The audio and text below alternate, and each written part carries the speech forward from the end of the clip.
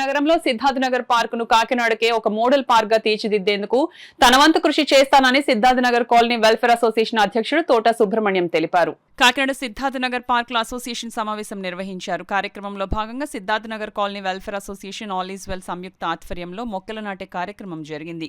కార్యక్రమంలో భాగంగా అధ్యక్షుడు తోట సుబ్రహ్మణ్యం, మేకా సుబ్బారావులు మొక్కలు నాటారు.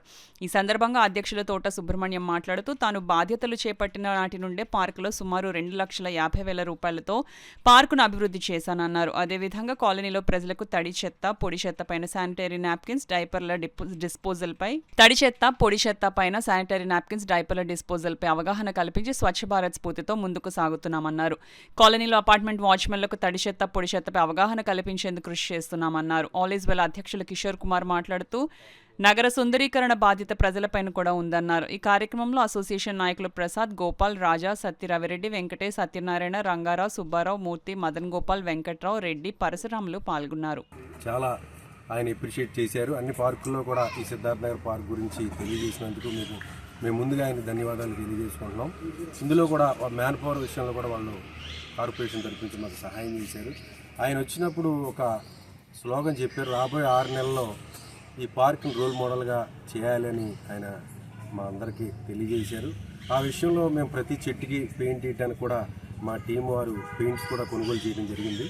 బట్ దానికి కావాల్సిన మ్యాన్ పవర్ ఇవ్వడంలో కొంచెం సిబ్బంది మాకు సహకరించడం లేదు. ఆ విషయంలో కమిషనర్ గారిని మరొకసారి మేము విన్నవించుకుంటున్నాం. మీరు మాకు సహకరిస్తే ఖచ్చితంగా రాబోయే రోజుల్లో సిద్ధార్థ నగర్ని ఒక రోల్ మోడల్గా తీర్చిదిద్దడంలో మేమందరం కలిసి పనిచేస్తాం. ఆల్ ఈజ్ వెల్ కిషోర్ గారు వారి టీంతో కలిపి ఈరోజు కార్యక్రమంలో మేము ముందుకు సాగుతున్న విషయం ఏంటంటే, ప్రతి అపార్ట్మెంట్కి, ప్రతి ఇంటికి వెళ్ళి తడి చెత్త, పొడి చెత్త గురించి అర్థమయ్యేలాగా వివరించాలని, అలాగే శానిటరీ నాప్కిన్స్ బర్నింగ్ ఇష్యూ కూడా అడ్రస్ చేయాలని. ఎందుకంటే ఇప్పుడు చాలా మిషన్స్ వచ్చినాయి.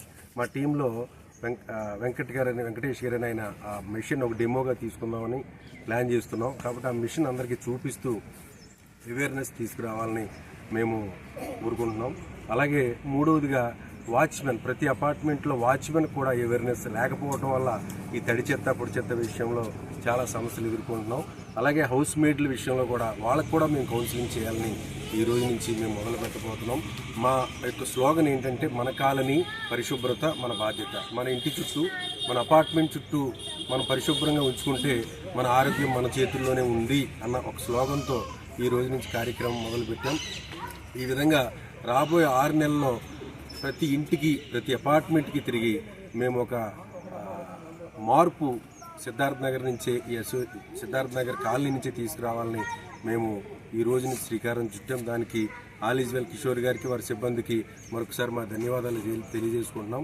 మా యొక్క అసోసియేషన్ కమిటీ అందరికీ, సిద్ధార్థ నగర్ పార్క్ కమిటీకి, అలాగే అమరావతి పార్క్ కమిటీ మెంబర్స్ అందరికీ కూడా మరొకసారి ధన్యవాదాలు తెలియజేసుకుంటూ, ఈ కార్యక్రమంలో మీరందరూ కూడా బాధ్యతగా మీరు పాల్గొని ఈ కార్యక్రమాన్ని మనం విజయవంతం చేయాలని, మన అందరం సంఘటితంగా మన కాలనీని ఒక పరిశుభ్రమైన, ఒక క్లీన్ అండ్ గ్రీన్ కాలనీగా తీర్చిదిద్ది మరి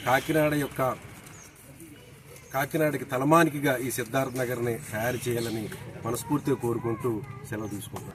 140 టన్నులు అంటే 1,40,000 కేజీల వేస్ట్ జనరేట్ అవుతుంది. తడి చెత్త, పొడి చెత్త, అలాగే సీడీ అంటే కన్స్ట్రక్షన్ అండ్ డెమాలిషన్ వేస్ట్, అలాగే మన శానిటరీ నాప్కిన్స్, డైపర్స్, అట్లనే ఇటువంటివి, అదేవిధంగా ఈ వేస్ట్, ఇటువంటివన్నీ కలిపి ఇంచుమించుగా 140 నుంచి 160 టన్నుల దాకా జనరేట్ అవుతున్నాయి. ఈ జనరేట్ అయిన చెత్తలోని ఈ వేస్ట్కి అయితే కనుక ప్రతిరోజు కలెక్ట్ చేస్తున్నారు. ప్రతి వీక్లీ వన్స్ లేకపోతే మంత్లీ వన్స్ అలా కలెక్ట్ చేస్తున్నారు ఈ వేస్ట్. అదేవిధంగా డ్రై వేస్ట్, వెట్ వేస్ట్ దగ్గరికి వచ్చేటప్పటికల్లా వెట్ వేస్ట్ ఇంచుమించుగా మనకి 60% ఆఫ్ ది వేస్ట్ ప్రతి మనిషి కూడా ఒక 385 గ్రాములు ఒక రోజుకి జనరేట్ చేస్తారు. అందులో ఒక 60% దాకా కూడా వెట్ వేస్ట్ ఉంటుంది. మిగిలిన 40%లోని dry waste, plastic waste. Dry వేస్ట్లోని ఈ plastic waste, plastic, paper, metal, glass, అలాగే ఈ శానిటరీ ప్యాడ్స్ కూడా అందులోనే పడేస్తున్నారు. దీనివలన అనేక రకాల ప్రాబ్లమ్స్ ఉన్నాయి.